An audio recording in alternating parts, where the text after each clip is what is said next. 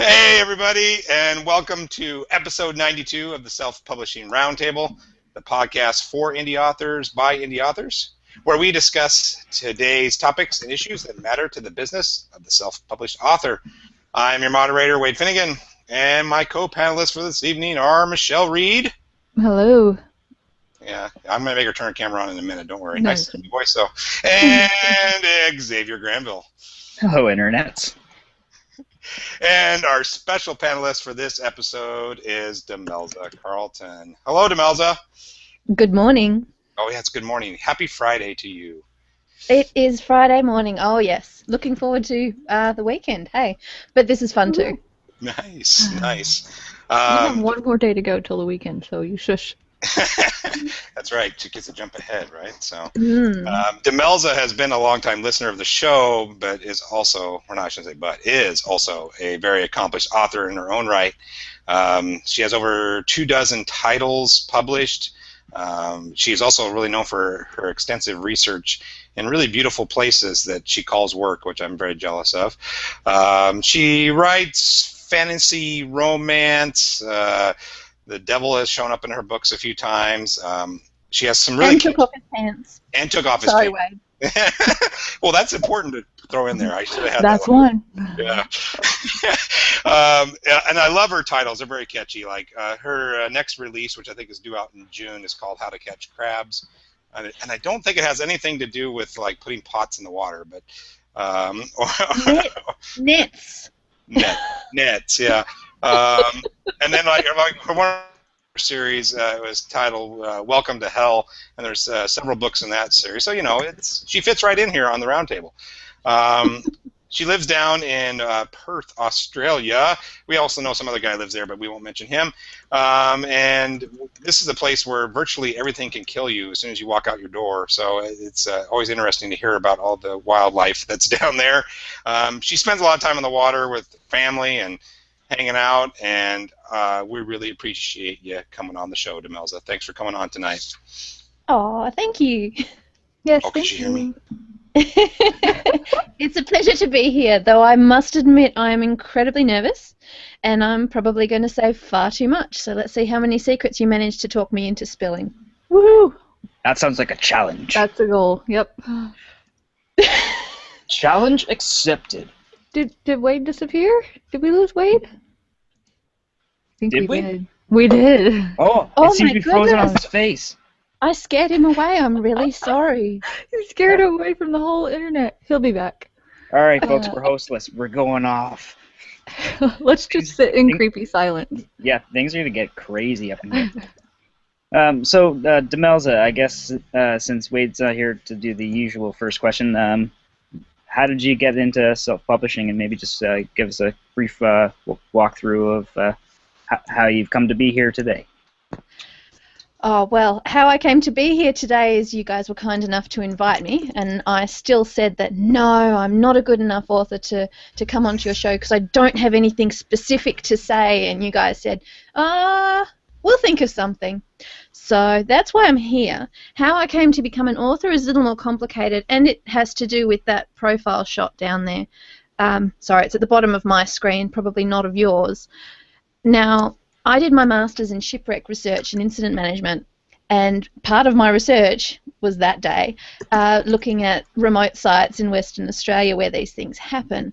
One of the shipwrecks was about a guy who survived at sea for 3 weeks, then drowned and washed up at an island miles from where his ship was wrecked, and his body was recognisable. And, well, Western Australia does have some really lovely sharks, and those islands have some really huge ones. So for someone to survive at sea and, you know, not have any damage is a bit of a shock. To be recognisable as well, and to survive at sea for 3 weeks when they're not on an island, it made no sense. And his body had had first aid, and there's just no way he couldn't swim. So looking at all these newspaper articles, this was 1921, I believe, it made no sense. So I wrote in my research, it must have been mermaids. It was rather late at night, you know, shut off the research papers and everything and just went to bed. When I was editing my final thesis, I took one look at it and thought, oh, no, hang on, I can't put mermaids in my final thesis unless they were in the newspaper articles, and submitted it. to my research supervisor for assessment. Then came back after I'd had a couple glasses of wine later on that night, and I thought, well, if it was mermaids, how the hell would it have happened? Anyway, 3 days later, I had several chapters and an outline for a book, and I thought, what the hell, let's see where this goes. It became Ocean's Gift. Yay. And that was 3 weeks later, so 50-something thousand words in 3 weeks. Wow. And I spent another 3 months working out how to publish it. Would I submit? What was the market like? Traditional publishers, which publishers to submit to? Should I look at self-publishing, indie presses, the works? And after 3 months, I decided if this book is worth the risk, and hey, given that's my background, then I should publish it myself and put my own money behind it. So I hired a cover designer. I contacted an editor I already knew who'd worked with me on some non-fiction publications. And, well, Mermaid Story in modern-day Western Australia was born. And then I kind of got addicted. And I've kept writing ever since, because that was roughly 3 years ago. And you do that much research or more for all of your books? I do indeed, yes. So I admit I have over 400 shipwrecks and other disasters from my master's dissertation that I'm working through for anything that looks relevant. So I have done some of that already. But I also have sources that I've used for my research. So if I say, oh, I need a shipwreck that happened in this location and this year, so like the one that the MH370 search found this week, I'll be able to go, yep, okay, I know the databases to go through, blah, blah, blah, blah, blah. Yep, there were 3 this way. This one was a total loss. This one was an absolute miracle because everyone survived and the ship was a total loss. And this one just sprang a leak. They patched it up and nothing was ever heard about it again. So, of course, you know, the one that's the most exotic story, that one made it into my book. Wow. And, Didn't it's you just say so one much of them fun. found or something this week? Yeah, that one that was found this week. I was so excited. I thought, wow, they've found my ship, the one that's in Ocean's Justice. And then I'm looking at it going, no, actually, this one's about 30, 40 years older, but that's all right. Okay. I know the guys at the museum researching it, so I'll see the reports when they come out. And the new challenge is to make her say no as many times as we can. That's my favorite word that she says. I'm just saying. Just really? No. Yes, that's my favorite. Go ahead, keep going. Okay. Oh, and keep saying no. Yeah. Do what? Can you guys hear me okay now? Yes, we can. Yes. Okay, thank you. We talked Sorry. all kinds of terrible things about you while you were gone. I bet you did. So I did hear the background on the journey, Demelza. Talk about the after the first book was released. What did you do to kind of get traction going on that? Possibly, how did that start taking off for you? All right, Ocean's Gift was released in the end of November 2012 with a cover that was amateur in the extreme. I sold 1 copy in the first 2 months. No joke. You want traction on that book? No. Yeah, I sold 1 copy, and I know who I sold it to, even though it's someone I've actually never met, because I've since spoken to her through various other ways and means.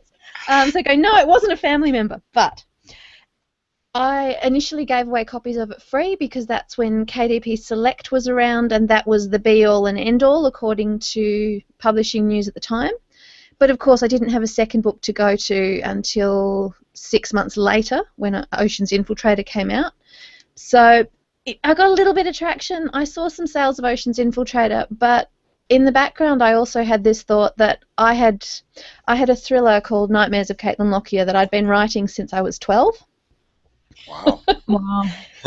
And I thought, you know what, I might actually have a shot at releasing a little of it, even though, you know, it was scary, it was about abduction and torture and all those things that I thought was just absolutely way too dark. Yeah, I know. There's me as an innocent. So I actually put a few chapters of it up on Wattpad, a story sharing site, just to show someone, to say, look, this is too dark, I don't think I should share it with anybody.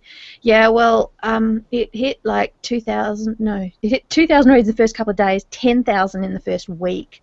Wow. And I'm looking at it going, oh, yeah, I think it's really dark, but everybody else seems to like it. So I I actually hadn't finished the book. Well, that's a lie. I'd finished it twice, and this was the third iteration of the book because the plot and the characters had changed and grown as I'd learned to write things, a little more maturely and with a lot more suspense and research involved. So this is not the version that I wrote when I was 12, though the characters have the same names. But yeah, so the third iteration was maybe 3/4 done. So I sat down trying to write it and load the chapters up one every couple of weeks. That hit about 1 million reads after a while, and I thought, this is nuts. I have to publish it, and I have to finish the series, because it was always a trilogy. There are 3 books from, 2 different perspectives for 1 and 2, and then the third perspective on the third book is both of them.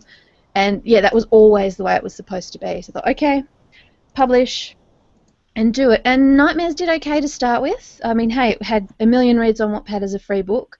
Sales didn't go so well because, hey, it was available free elsewhere. And the second book, Necessary Evil, was really hard to write. It's a thriller. It involves torture. I'm trying to find a way to say this without swearing. It messed with my mind no end to have to Right, I can imagine. To write from this tortured girl's perspective and say, all these horrible things happened to me. It's a trigger book. However, it's from the point that her body is found on a beach, barely alive. So none of it's in the present. This is happening to me. This is what happened, and I need to recover. So that's her perspective the whole time. But yeah, to have to say that and say, looking at your body and realizing what had been done to you because it was too dark where you were being held, and not knowing whether your life will ever be the same again, and knowing your head's a mess. So yeah, it was really hard to write, and I had a full-time job at the time. I cannot imagine you, knowing you, I can't imagine you writing that. But I have, and I did. So I actually quit my full-time job so that I could finish this book, because I couldn't handle all the pressure of my normal job, plus this as well. It was doing my head in, and that was 2 years ago. So I wrote the second one, published it, went to write the third one, and thought, no, I just need a little break. So that's when I started writing the Hell series, which was just... That one is so much fun.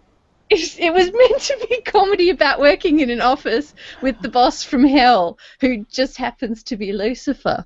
Right. Just so happened. It was about privatization of government services and offices that are run at really inefficiently, coffee from the sewage ponds in Hell, all those things that we all know from working in an office. And hey, I definitely knew about working in an office. So yeah, I started on that one, but Lucifer had other ideas for his story than those in my head. It was supposed to end very differently, the first book, but yeah, he had other ideas, hence it's become a series. Can you tell us how it was supposed to end? Oh, that's a tough one. I don't know, because I don't know if that would ruin anything. Okay, See You in Hell. See You in Hell is about an angel temp who's brought in as a contractor to the Hell Corporation to assist on certain projects. Now, she's not the phone answering receptionist, I'll just take your phone calls and stuff. She's highly qualified and will take on, whatever projects she's handed, research for this or a community consultation for that. So, I've had people say, temps don't do this, and I thought, well, actually, I've worked in that capacity for the last 10 years, and I've done that, so... So, yes, some of the situations bear similarity to things I've done, oddly enough, given my background in research. So, she could get handed anything, and she'll do it because that's her job, and she ends up against Lucifer, the CEO, in various situations, and he's decided he wants that temp because he's had every other temporary staff member. And she's next. But she's an angel and he's Lucifer, and she has other ideas. So it's fun going with, it's an office romance, but there's more at stake. It's not just hearts, it's souls. And she's not what he thinks. He assumes she's a very low-level angel who's been sent in to as cannon fodder to investigate stuff. What he doesn't realise is that the higher level angels have finally given up on sending in the low level staff, and they've said, we give up to their boss, come and help us. So this is, come on, boss, come and help me. So yeah, Mel walks in there all going, her soul's in danger, and she's sitting there going, no. It's really not. And this is very early in the book. Lucifer doesn't know that he's in danger because Lucifer has no idea who she is. Nice. So yeah, you get to the end of the book, and hey, it is a romance, so it ends nicely. But it was never meant to be a romance. Well, they just they were so attracted to each other. I just love it, and I love how excited you get talking about it every time. I love it so much. He's such a nightmare to work with, though. You sit there going, yep, Lucifer, this, that, and the other, and all of a sudden you'll go, shit, he's got his pants off again, and I'm never going to get him to put them back on. Yeah, and all your Facebook posts are like, Lucifer's got his pants off again, or whatever story you're working on. Like, when I'm writing any excuse to, have the breeze blowing through everything, you sit there going, no, this isn't public, there are children. That's pretty typical of most guys, isn't it, really? Just, breeze is good. I don't have any idea. Let's ask John Reed. Yes, John Reed, please comment on that. Before I forget, though, I want to go back to the book you put on Wattpad. A million reads. That's phenomenal. Now, what made you decide to go ahead and leave it there and then put it at paid? Because it seems like you would want to pull it off Wattpad if you went to paid. Or did you consider that, or how'd that come about? I always knew it was going to be a trilogy. Wattpad offered to feature it, which basically means to advertise it to all of their 20-odd million subscribers. And for a starting out author who was focusing on selling my other series, I thought, hell, that's exposure that I can't pay for, and I wasn't. So it seemed like a good idea at the time. After a while, it had been up there so long, and over 1 million reads, and then it hit 2 million, and I think it's on about 2.5 at the moment. I decided that I was going to offer the book for 99 cents or free because that seemed to be a sales technique that worked for other people. And hey, I come from a risk background, and I like to experiment. Most of my books, including Ocean's Gift, are okay, this and this and this and this. Let's see what happens. If I do this, then what happens? Yes, I have several science degrees, so I'm afraid that's what I do when I get drunk. Experiment. Click this button. Click this button. There you go. Yeah, what will happen if I stick my champagne in the freezer for an extra hour and then try and pour it out? Will it be nice and cold? Actually, no. It was liquid and then it froze. It was really freaky, but I don't think I'll be able to repeat that one. It's culinary experimentation. Yeah, but I couldn't drink any more. That was the problem because it was frozen in my glass. Oh, and no one likes an angry drunk. Half drunk. No, and worse is an angry half drunk. Oh. Oh no. Yeah, I don't even remember what I moved on to. Maybe I found another bottle, but... Oh, you did. Well, it probably wasn't chilled, though. If that one was in the freezer, the rest wouldn't have been cold enough, so... Oh, well, maybe I mixed it with some warm stuff and just survived, or moved on to the red. Mm. Okay, we have a real Sorry, question. you would... Yes. Okay, go ahead, Michelle. Okay. Erica wants to know what your release strategy was. I don't know if she means across all your series, because I know you have another one too, don't you? Or did I make that up? I have 4 different series. Okay, that series is... I thought you did. That depends on which one. Ocean's Gift was just free and get people in and interested, and it didn't work all that well. But to be fair, that was my first couple of books, and I'm sure that I'll work on them later as well when I've got more than 2 books in that series. Nightmares was Wattpad, and then releasing the second book, which did okay, but wasn't going to earn me enough to quit my job.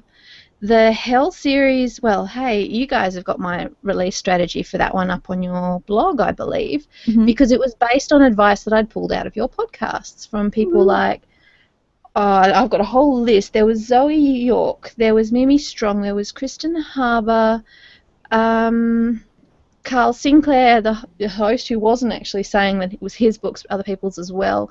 Colin Barnes, Darren Weirmouth. There's more, but these are just the first ones that come off the top of my head. And Denise Grover Swank, because she had a business plan that I worked with as well, because when I decided, without the money to do so, that I wanted to attempt a publishing business, it became, right, I need a business plan to go with it. That's one of my favorite episodes of all time. I listened to it over and over. I've only listened to it once, but then I wrote extensive notes, and I've been doing this since I first discovered you guys, writing pages and pages of notes, and I'll go back through it, and it'll be, yep, Zoe York said this, or Mimi Strong said this. And yeah, some of them I'm not going to repeat my notes because I can't say whether they were in the podcast or in the after party. That could have been. Yes, and if I'm quoting something in the after parties, then it, probably should be censored somewhat. Yes. Yeah, especially Michelle's comments, they get pretty... I don't... No, just... Okay, bye. Just deploy some tact. I do indeed. Besides, I usually go, yep, so-and-so had these results, but I haven't seen them. So I usually wait until I've experimented on my own and then go, yeah, this worked for me and these are the results. And then I can say that, that's my data and it worked or it didn't. But it might work better for someone else than for me, and that's fine. I'll piggyback on that, because one of the things I was noticing too with yours is you got price points kind of scattered throughout. Have you found a sweet spot yet, or are you still experimenting with price points? As far as price points goes, I would say that I want the first in my series to go free, and that would be the case across the board at the moment. I don't think I'll be changing that in a hurry. Okay. And after that, I do have varying price points because I have novellas, and I'm having a lot of trouble with them. My historical books are the Turbulence and Triumph series, and it was meant to be one novella. One novella, 30,000 words, as a prequel to the Ocean's Gift series. What happens between that guy surviving at sea for 3 weeks and the present day.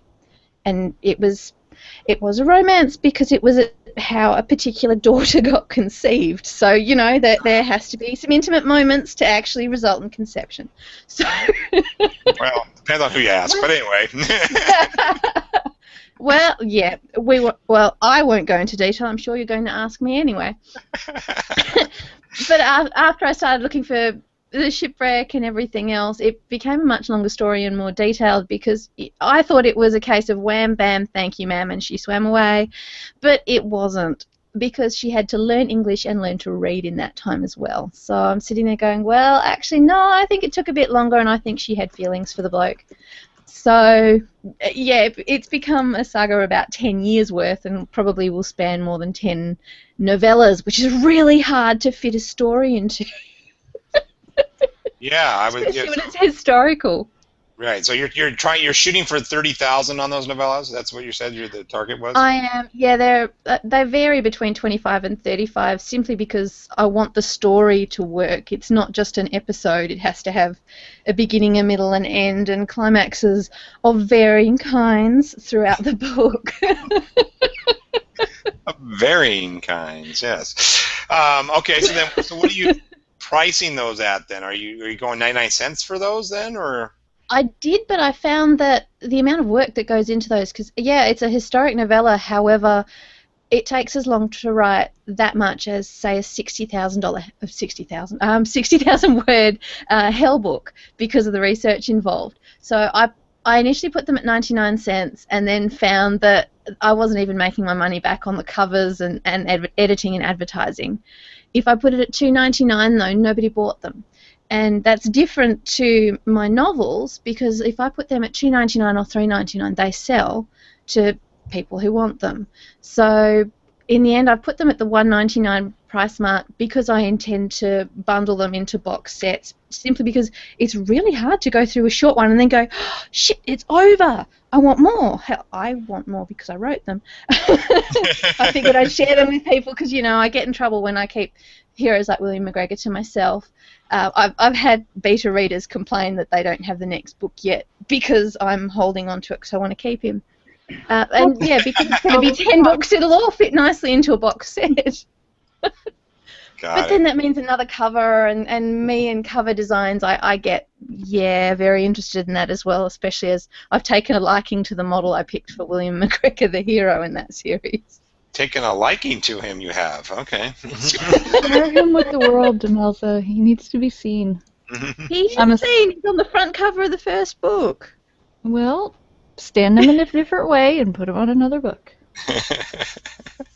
You just want me to show the picture of him as the Easter Bunny. He gets very excited as the Easter Bunny. Oh my goodness. Maybe not. Maybe not that. Easter Bunny shifting. No. That's a bloke in a bunny suit, I'm afraid. He's pretending to be the Easter Bunny. He is not the Easter Bunny. Okay, good. Oh my word. No, while you're saying Easter Bunny, Erica wants to know if you'll say Dolly Parton and Wallaby. Dolly Parton, that's the country music star, yes? Mm-hmm. Yes, that wasn't very exciting. Okay, now say Wallaby. Wallaby, the Tama wallabies are in my Ocean's Gift series, but I don't think I have wallabies in many of my other books. Sorry, am I supposed to have singular wallaby? Nope. No, that wallaby was better than the Dolly Parton. Apparently Dolly Parton was a letdown, not only just her music, but in general. Okay, we have a real actual question. Let's go into some real questions. Professionalism. We have a new guy, James. Are you going to... Thank you! Are you going to voice your own audiobooks? I really would love to voice my own audiobooks. I have all of the equipment, in more ways than one, to be able to do that, but Australian authors can't do that through ACX and Audible.com. So as far as those companies are concerned, Australians don't exist. We don't buy audiobooks and we can't record them. We have no voices. Actually, it's probably more a case of our tax system is too difficult for them to understand, which is funny given my Amazon ebooks are fine and every other ebook retailer has no problems. So as soon as Australians are recognised as capable of recording audiobooks, I'm there. Like I said, I have the equipment, but it'll take me a while given I have so many books. Of single titles, I think you said 24, and I do have 24, including box sets. My single titles, I'm writing number 19 at the moment. Wow. So to take all of those books and turn them into audiobooks, given it's at least 3 days work to a week for each one. We would have ear candy for weeks. Well, it would take me 6 months to do them all. And that's a marathon effort, it really is. Well, almost you're up for the task. So what does your typical writing day look like? I mean, you're pretty prolific. 19 titles in the last couple of years. That's awesome. So how does your day shape up? It's taken me a while to learn how to do it properly because I do spend time on marketing. I do my own cover design, not because I'm necessarily good at it, but because it's fun. It's a bit of a problem, actually. I should hire a cover designer. I do my own formatting, and I spend a lot of time arguing with my editors and beta readers. I can't believe you'd be argumentative at all. I don't buy that, but okay. Well, when you get an email saying there's not enough sex, and I sit there going, but there's plenty, or but they didn't have any, or but they didn't have any. They must be married or something. But anyway. Oh, no. Or, it's historical. I'm not supposed to put that in there. Well, actually, yeah, okay, fine. I'll put that in there, and yeah, it'll get interesting, and I'll describe it as well. Yeah, a lot of it is whether I need this scene or that in there, and they'll go, yep, but this is why I want this scene in there, or I don't understand why he's wearing thongs. And yeah, that can turn into quite an argument because I will use Australian language and I do my best to put a translation in the book. So when he's wearing thongs, he will say that they're on his feet. Mm-hmm. And at some point he'll describe his underwear as well. Right. Just in case you think that he's wearing those anywhere else. Or if he's thinking of some woman's underwear, then yeah, you'll definitely know whether they're on her feet or around her ankles or or somewhere more appropriate for the time. What was the question again? I don't remember. Yeah. Your writing day. How many My words? writing day. Yeah. Does not involve underwear. Okay. Well, may not. That's true. If it is a writing day, and say yesterday was my most successful writing day in 18 months, I wrote 6,000 words yesterday. Yay. Normally I would write around 2,000 to 3,000 in and around all of my other tasks for marketing, blog posts and the like, and research. But yeah, this particular series I've done that much research on that 5,000 words in a day isn't unusual. And yeah, it's in stints, so it won't be straight out 8 hours of just writing. It'll be broken up into other things. So a bit of marketing, bit of social media time, bit of blog posts, some graphics work, and I get lunch breaks and coffee breaks. The boss lets you do that? Wow, that's a nice boss. Yeah. I have to lock Lucifer in the bathroom for that, but that's okay. Michelle, before they get too far buried, I think I can't make comments today, so I'm counting on my cohorts to do that. So, Michelle, got some questions from the site. That's fine. I'll take your paycheck this week. Thank you. Thanks. Yeah. Zoe York wants to know, speaking of Zoe, have you ever been tempted to chase trends, maybe try a secret pen name or something? I have been tempted, and Have you given in to the temptation? Haven't I given in to the temptation? Yes, I have. And the results were pretty impotent, to be fair. Good point. Word. Yeah. Very good. Very good. Slightly flaccid, would you say?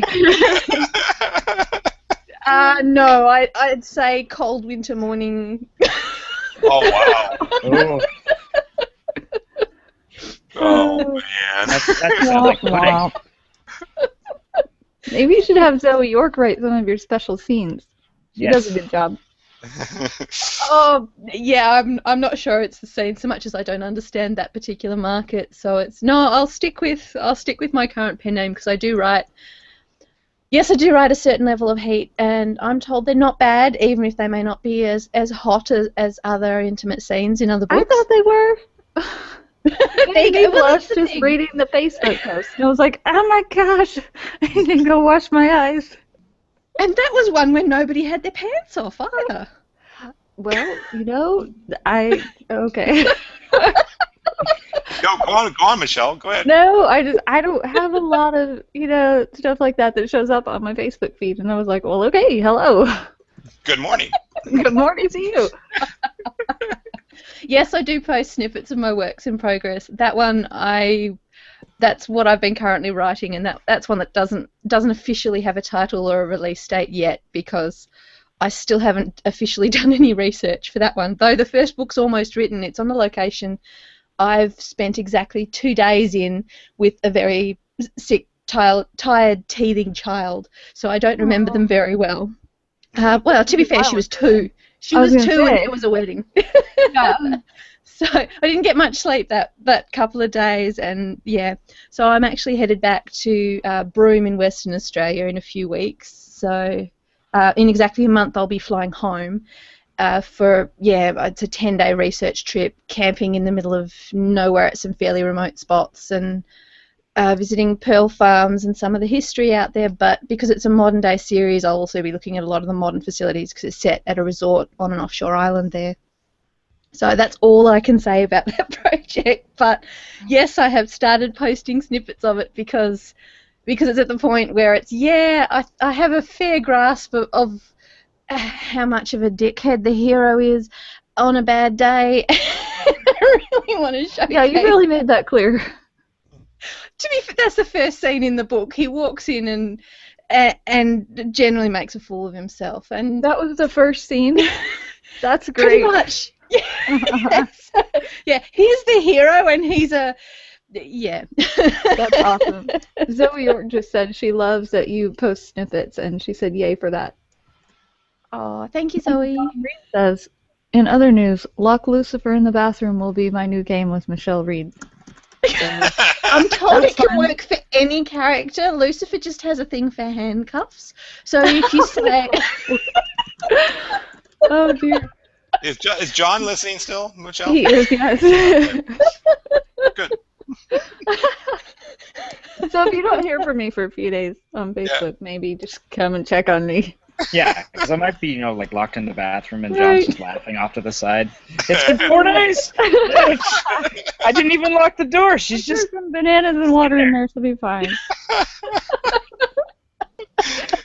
Oh my God. That was Man. pretty much my That attitude to Lucifer. Yep. Oh, yeah, every now and then he just pounds on the door, goes like, "Oh, I will eat your soul." I don't know. That keeps her in the bathroom pretty good. I know over on SBP they always say, I hope this isn't the first episode that somebody listens to, and I'm kind of thinking, they're going to go, what in We're the... making so many friends today. We're You making guys history. invited me. I did say that I would cause trouble, and there was no way I'd be able to get out of that. And I believed you, I'm just Yeah. going to say. I was like, oh, yes, she will. It's awesome. It is. It's totally awesome. It is. Like, oh. James, I don't know how to say his last name. Hopefully he'll tell me. It says, should be a candy. Snippets. It doesn't satisfy. I like that. I like that very much. Oh, yeah. Then again, you don't Snippets want to be the satisfy candy Mark. man either. Here's some candy. I have another. Can I play the Make Demelza Say Something again? One more, then we got to do a serious question. How's that? Okay, this is for my daughter. Can you say Mako Island Mermaids for me? Oh, I've heard of them. Yeah, that's on It's my cute. to-do list if I ever make it to the US. I have heard of the Mako Island mermaids. I've been Yay. eyeing off some of the tales because I worked as a swim coach back when I was at university. And some of the strokes and stuff that you teach kids in swimming, yes, I taught children, not adults, and I was really good at not swearing for that most of the time. Good So, job. yeah, I thought, I could absolutely run a mermaid swim class, but I don't have a water suitable tail. The only tail I've got is more suitable for parties and not getting particularly wet. Works well with a pair of stilettos though. Just don't talk No. Xavier, you got a question for the Yes, site? he does. James asks, I think we can kind of covered it for at least for your novellas, the average length of your books, and he's just wondering how long it takes you to finish them. It's a good question. That is a good question. It varies for each series, to be honest. My Nightmares trilogy are each roughly 75 to 80,000 words. My Hell series, I aim for 50 to 60,000 words, and mostly because I go for consistency. A story will be as long as it has to be, but I want to say every book in the series will be roughly the same length, and the characters, for once, Lucifer cooperates with the Hell series. They all fit into that kind of length. Admittedly, each of the Hell books 2 and 3 and 4 and 5 were each meant to be only one book, so they actually got split up into their 55 or whatever it is, roughly 1,000-word books, just because that's the way the story fitted really well from start to finish, and then move into the next episode, which is another full book. The novellas, they're 25 to 35, simply because the first one was a novella. So I've tried to keep with that. But I would never, ever recommend doing historical novellas to anyone, ever, including myself, because it's the most painful thing to cut this really long, detailed account short, because people actually need description in those. I had to check if there was toilet paper on the ship. Do you know how much trouble it is to discover? That's not something in the 20s that they were willing to talk about very often. You had The People were Serious. rude back then? What? The answer was yes, they had it, but I couldn't be sure whether they actually used it. That was what was scary. Oh. Wow. What, you just figured they had, like, rabbit skins aboard the ship or something? Ew. Just, No. random things from ye old days? No, but look, modern day ships have bathroom facilities. However, they can be quite primitive, and your time on a ship in the shared bathroom, your showers can be limited to a minute, and any other time in the bathroom can be limited as well. So some of them aren't as hygienic as they'd like to be, or they would be on the mainland, and that's modern day in my experience. So when you say, okay, take it back to 1923, I will assume that men were men and are men, and some of their hygiene habits on the sea haven't changed much. So a man who would shower in 1923 would probably shower in the modern day if he was still around. However, the ones who wouldn't in the modern day, they probably wouldn't have been as fussy back then either. Good point. And are you saying, did you say people want more description of this or less description? For the historical things, I find they need more description because it's required. You would actually need to know what the clothes are and why they're difficult. So the fact that she's got a corset or a petticoat, or she has to wear a hat and gloves, were a problem for me, because you'd go, she leaves the house. No. She has to consciously remember to put on a hat and gloves, and it's a problem. So she'd sit there and go, I don't look good enough to be seen in public, because, the girl goes from shipwreck survivor to working in a fish market to high society lady in the Straits settlements. So, she's going, hat and gloves and clothes that fit, from wearing a pair of man's pants and a rope belt and a shirt that doesn't have anything underneath, because there were no women aboard the ship, definitely no corsets. So, and in the 20s when they went from corset to bra, but they were brassieres then, and they didn't wear G-stringy underwear. They what you guys call. Yeah, I know, going, that was really scary. No, but they did have underwear, and they were more like a pair of shorts. So they called them drawers. And underoos. I call them drawers. I know, you sit there going, I've heard of panties, and they're these plastic things that babies wear and toddlers wear here when they're toilet training. So you sit there going, someone's wearing panties, and I sit there going, oh hell, here we go. This is another one of those, adult baby fetishes again. And it's taken me a lot to realise that apparently it isn't. And that underwear in other countries can actually be seen as quite sexy and nothing to do with a fetish at all. There was something else like that when I asked someone else from Australia about it, and they were like, no, babies wear that. And I was like, no. No. I'm not talking about it, whatever. I can't remember what it was. Okay, next. Pass. Yeah, I got a question. Yes, sir. So Demelza, for all the different series that you have going on, how easy do you find it transitioning between writing in one genre versus the next? Because you kind of have the historical ones, and then you have like the more fantasy romance esque, with the demons and the bosses, Lucifer and all of that. How do you find jumping back and forth between those different series? I try to stick to writing one series at a time. So, as in, I won't write 10 books in a row and then shift back to a different one. No, I just mean like going from one to the next kind of a thing. Yeah. So, say last year for Nano, I wrote the third book in my Nightmares trilogy, which was a thriller, and because they're all thrillers, and that one was really scary because I was trying to tie things up, and I took it from abduction and torture and kidnapping. I brought in terrorists and bushfires and stuff that scared the hell out of me, on top of everything this girl had already been through. So that was really hard to write, and yet at the same time I knew I'd be writing the Hell book next. Yes, this is an example, and I am answering your question.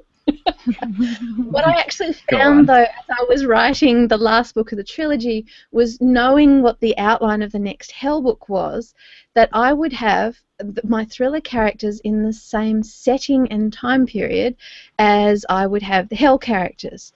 And they were only a few kilometres away from each other. And in Western Australia, that's actually quite remarkable. And there was no way in hell, pardon the pun, that they wouldn't meet at some point, even if it was just in the same restaurant. And that the girl had been abducted outside the Hell Corporation offices didn't help. So when it came down to it, yes, I sat there and I wrote the thriller out, but then I came to this one scene where I knew that they would both be in the same place at the same time, and I wrote the scenes at the same time. So it was one and then the other. So Lucifer and the Angel's conversation is in their book, and the Angel and the heroine of my thriller's conversation is in the other book, just because they were there at the same time. I don't do that very often, though. I will try and keep them separate, have an outline that matches the relevant genre. So if it's a romance, it must end happily, even if I think the hero deserves a good kick in the where it'll hurt most, because I have heroes like that. In the nose. Oh, yeah. But actually, the most painful thing I can think of is kneecap, actually, especially if you do enough damage for it to be lasting, yeah. Yep. I'm sorry, they can still have children, but every step will hurt for the rest of their lives, yeah. Kneecap can have children? Xavier learned a new thing today. Light bulb.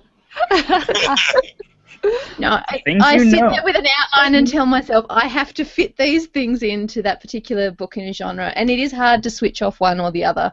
So I am writing contemporary set in Western Australia at the moment, and I can hear Lucifer banging on the virtual bathroom door saying, hang on, I want my book 6 because I'm going to do this and this and this, and I have this to make up for because I really muffed Valentine's Day last year.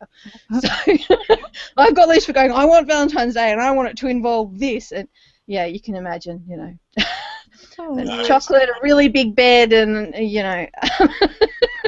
the girl of his dreams, yeah, all of that. He wants it, and he wants it now. But I'm writing someone else's story, so having to shunt the characters aside is really hard for everybody involved. Nice. You mentioned outlining there a couple times. How extensive are your outlines? Do you do story beats as well? I've heard of story beats, and I probably do, but I wouldn't call them that. My outlines are chapter titles, and I know roughly the length of my chapters because other people would call those scenes. I don't. I have each one. Each one's a scene to me, but yeah, it ends up as a chapter, and it'll be so and so does this, so and so does that, so and so does that, all the way through. My favourite one was called Toilet First Kiss, and I had so much trouble working out how that scene would work. Oddly enough, it takes place in a toilet and there's a kiss. And I knew that's what had to happen out of that scene. But whether it was a welcome kiss, whether okay, or whether the proverbial shit hit the fan or whatever else, I wasn't certain of that one. But I knew that was the point of that scene. My outlines can be a few lines for each chapter. Say a 50,000-word book will have roughly 50 chapters. So that's just the way I write. I'm afraid I don't consciously think about that, but writing my current one going, yep, I know how long it's going to be because it has that many chapters. I know lots of writers that do that. I think Darren Wearmouth does that, and he was like, just is the way it is every time because they're this long and that's how many there are. And I was like, oh, all right. Yeah. It's roughly long enough to tell a little short story episode in that particular chapter, and then you move on to the next, and it has a specific end point, not necessarily a cliffhanger. It might be to the end of a time period, to the end of the evening, and they'll fall asleep and they might wake up the next morning. That might just be the natural end of that scene. Or it might be, someone screams that they're dying, and yes, then I do put a cliffhanger. But hey, it's a chapter, so all you have to do is turn the page. Do you put big cliffhangers at the end of your books? Or no. That? No, I know again. I'll say it a few times. I don't put cliffhangers at the end of my books. I will open a fresh can of worms. The first book in my Turbulence and Triumph series is about a shipwreck. If you Google the name of the ship, the Trevessa, you'll be able to find that. So I figure it's not a great deal of a spoiler. I'm sorry, like Titanic, the ship sinks. However, because the Titanic sank, and this isn't fiction, the safety changes put in place for big ships sailing wherever in the world meant that there were enough lifeboats for people to survive and for everyone to make it aboard the lifeboats with decent supplies. So the reason this ship sank and people survived is because everybody on the Titanic had a bit of a problem. Oh. So Yeah, so yeah, Titanic was a problem for them, but it actually saved lives on this ship. And then because of other issues on this ship, the regulations were then changed again after World War Two. So yeah, funny going. Yeah, this ship changed things as well. But yeah, the ship sinks, and well, yes, the ship sinks. You do find out who survives the sinking, but it's not happily ever after because it's several books in a series. Right. So the lifeboats haven't reached shore by the end of the first book. So you know they survive. Who survived in lifeboats, and That's who's a in which cliffhanger. lifeboat? But that's it. It's I would say a cliffhanger is saying the ship sank, and someone leapt aboard the sinking ship. Okay. So yeah, I would say cliffhanger. Yes, it doesn't leave everything resolved. Right. But it does resolve a section of the story. Okay. And You don't one know of if them they all does got get married and that had by a babies. rescue boat. Do what? No, I tend not to write the happily ever after with an epilogue and everything's all done. Okay. I've never done that. I leave it open for a future because unless it's the apocalypse and the world's ending, anything could happen. That is true, yes. Good Someone point. was telling me about, I can't remember, it was like Joe versus a volcano or something today. And they told me the end of it, and I was like, it made me not want to watch the whole thing. I had a point, I was going somewhere with that, but it made me think of that, where they were floating away at the end, and then it ended, and I was like, well, what happens after that? Do they get married? Do they have children? And the person who was telling me was like, who cares? Yeah, whereas I will leave that. I'll leave that for when I can't stand it anymore and I need to know, and then I will write what happens to them. Because yeah, I've got couples who will part, or it'll end on a point. My current work in progress is based on the Thriller trilogy. I can say that, and I can say it's a spin-off. It takes the dickhead, who is an incidental character in the Thriller trilogy, and follows him and what his life does, roughly from the time of the third book. And he's in there, and yes, the main characters from the Thriller will turn up in there, and yes, you'll see their future, or those who survive to the future. Mm-hmm. Hey, it's a thriller. I can kill off whoever feels that they're expendable at the time. Some people are heroic, and they will put themselves on the line for other people, and it can be very sad. Yes, I've killed a character and I've cried for a week. Oh. That was really hard, but I'm not telling you who or in which book. I have a problem killing people. I don't imagine you probably do. Yeah, I do have a problem killing people. It was the first person I've killed, and I was very, very upset. But I'm told that's normal. When you kill someone, you're supposed to be upset about it. And if you're not, aren't you a sociopath or something? A high-functioning sociopath. There's a question. I'm looking. Biscuit knees. Biscuit knees. Xavier, do you see it? Erica was wondering if, Demelza, if you're a fan of KU or not, with being Kindle Unlimited. I do know what Kindle Unlimited is. I tried it with my Turbulence and Triumph, the historic novellas, and I felt it was a waste of my time for those books because I didn't get particularly many borrows, and opening it up to many sales channels gave me way more sales than I ever saw borrows. I understand it works for other people. My experience has not been positive. But also, hey, I'm not in the US, and a lot of my readers are in Australia, Asia, and they don't have things like Amazon. I'm sorry. I heard that readers in the Philippines and in Singapore can't get Amazon.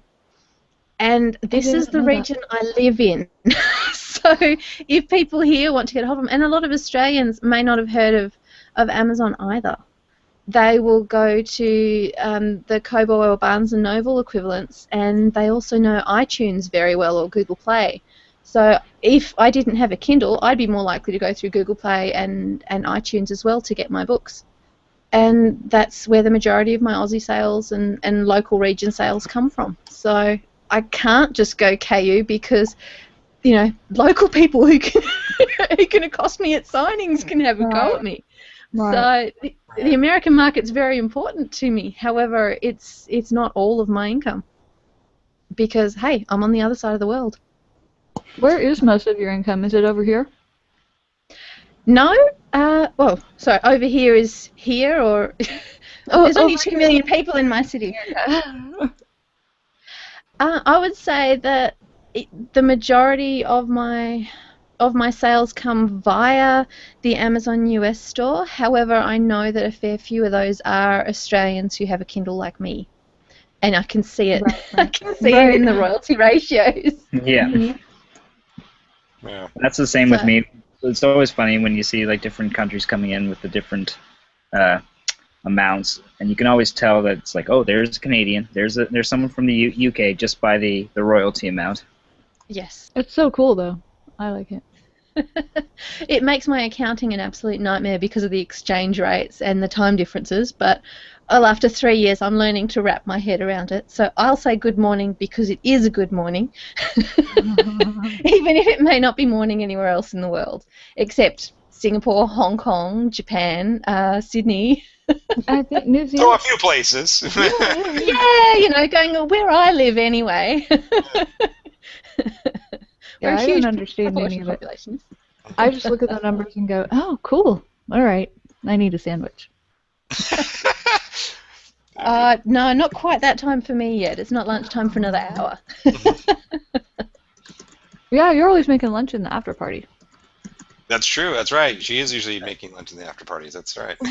Well, it's almost 11 a.m. here, so this is my Friday morning networking session as far as I'm concerned. That's what I would consider self-publishing roundtable. Hence, I'm hanging out for the after party usually because, one, I don't have to watch my swearing as much. Yeah. See what you guys are missing out on the after parties? It gets Demelza crazy. Unleashed. And not to, well, it's a lot harder to explain how mermaids have sex when I'm watching my language than it is in the after party when you go, well, when a mermaid really likes it, yeah. Inquiring minds want to know. No, they don't. They really don't. On that note, time. Okay. Time. Well, yeah. we are on top of the hour, but I think we have maybe a couple more questions. Sure we do. I was just trying to change the subject. Okay.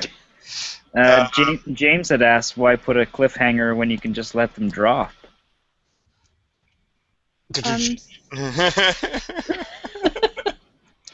I don't know. I have no comment on that. Well, my guy just said, why make the puppets dance when you can make them die? Oh. Speaking of scary death puppets. Except when it's Lucifer, because he'll be back in the morning.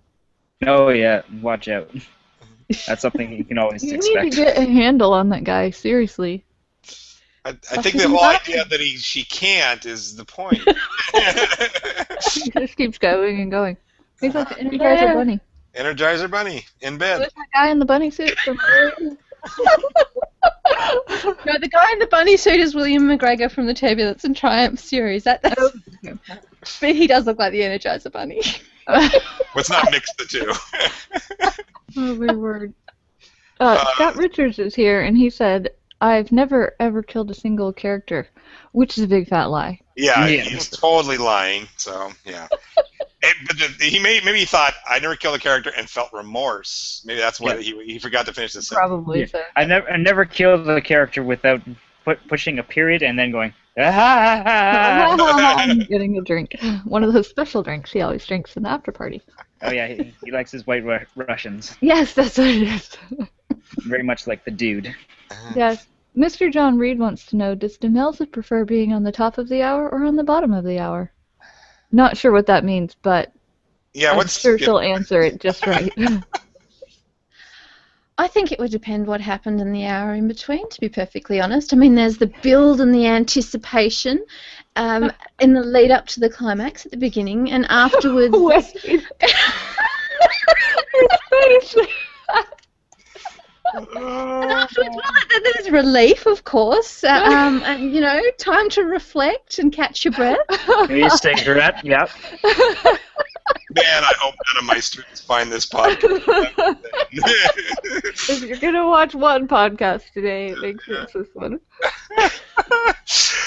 Oh my word! I need questions. I got a real question. I'm going to get this back on track. Have you used any paid advertising? I don't know if we've talked about like BookBub or anything like that. I quite like BookBub. Thank you very much. Okay, yes, so you just got one, didn't you? Back in January. That was a while ago.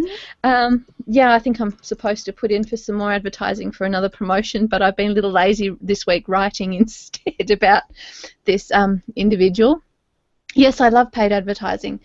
I always thought when I was moving into publishing, looking at so many blogs and so much advice from all over the place, that the standard thing that I would do in my previous job was you'd advertise, you'd go through your contacts, you'd go through media releases, all the standard things that I would do to promote something, all of a sudden went out the window when I was publishing, and hilariously it didn't work. So to come back and go, all right, fine, business plan, how would I sell a new product, a new can opener?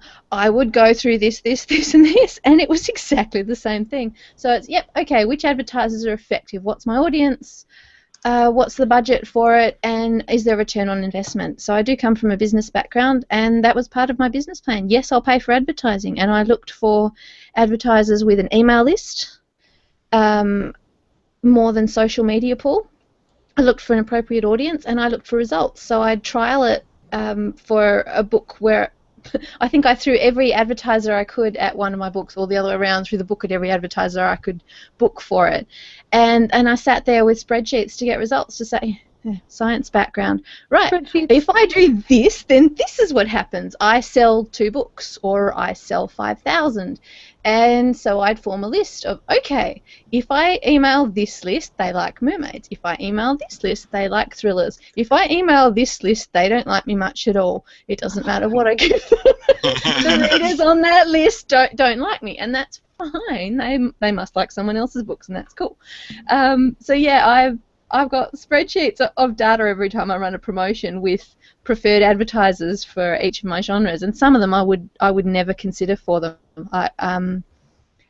My Hell series doesn't go particularly well with certain advertisers. One, because it's paranormal romance, and others because they have a very big Christian audience, and the fact that Lucifer actually gets a happy ending on occasion is a bit of a problem for a highly Christian audience. And I understand that. I understand that. I've been having to listen to him shouting in my bathroom. In my head, to be fair, I think my husband would have a problem if Lucifer was in my daughter's bathroom, because that's the ideal one to lock. I was just going to say, what does your husband think about your very special job that you have? Given he's been with me through all of the random strange jobs I have done, based on my degree and before I finished as well, provided we earn enough to pay off the house and to live and occasionally go on holidays, and my daughter gets picked up from school, I don't think he greatly cares, provided I'm not crying over it or too stressed or never home. And I've had jobs like that too, where I've been in tears every night, simply because it's too much, or the boss is putting too much stress on me, or some of them are just plain, well, they make Lucifer look good, quite frankly. Not many of them, to be honest. I wouldn't work for someone like that very long, but yeah, sometimes, or they're going through their own issues. Here we go, I've forgotten the question again. Oh, you guys get me talking. I just said, what does he think of it? And you already answered. What does my husband think? My husband flatly refuses to read the Hell books. He read the first one and was rather displeased about it. I released the 5th one on his birthday while I was at a signing on the other side of the country. And I said, because of the date and everything, I'd like to dedicate it to him. And he was not pleased. And he said, no, I don't like Lucifer. I don't trust him. And he's sitting there going, he didn't relate to Lucifer or the angel who was sympathetic to him. He said, no, I relate with this particular angel who said he's He's the devil. You can't trust him, and if you think you can, then he'll turn it around and do something else. So the dedication actually came with a warning in my 5th book. I'd have to find a copy of it, which is not within reach, so I'll probably knock something over if I go to find it. But yeah, it basically says this is dedicated to my husband who doesn't like him, and it comes with a warning. Aww. But that said, the book was called The Holiday from Hell, and a lot of the research material on the places, my honeymoon was in that location. Nice. And I So bet some of I the- bet it sold well too, didn't it? The Holiday from Hell, yes, The Holiday from Hell does sell rather well for some reason. Yeah, that title right there, I'd buy that. So, And Lucifer finally gets to use his handcuffs, so it may be The Holiday from Hell, but at least he was pleased about that, even if Somebody's it didn't having turn fun. out like he expected. Yes. yes, somebody's. Oh. Lord. We Now could, can I we could call probably time? do this all night, but we are past the hour. I think we should have Demelza on again sometime. This is too much fun. I need good laughs like this more often. So. Wow, I'm honoured. I think I could manage it. I'd need another cup of tea to make sure, though. I'm out of tea, which is why my voice isn't quite as deep and slow as it should be. Well, you have 5 minutes to get it ready for the after party.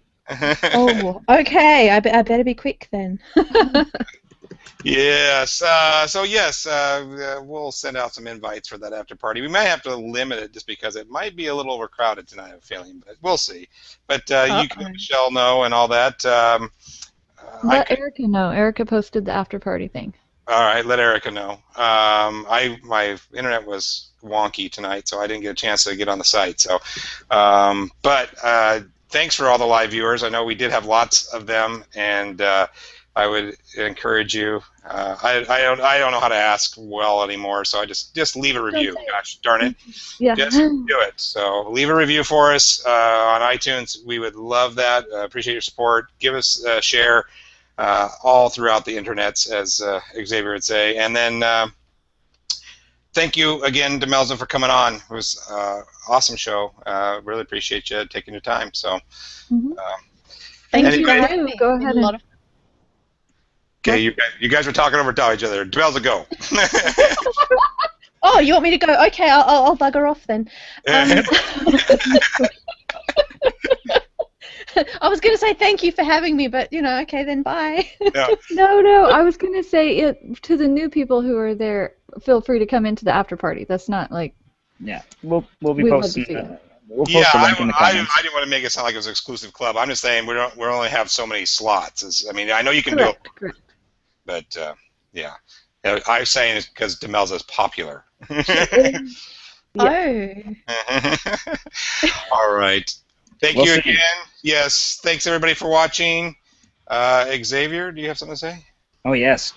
Good night, internets.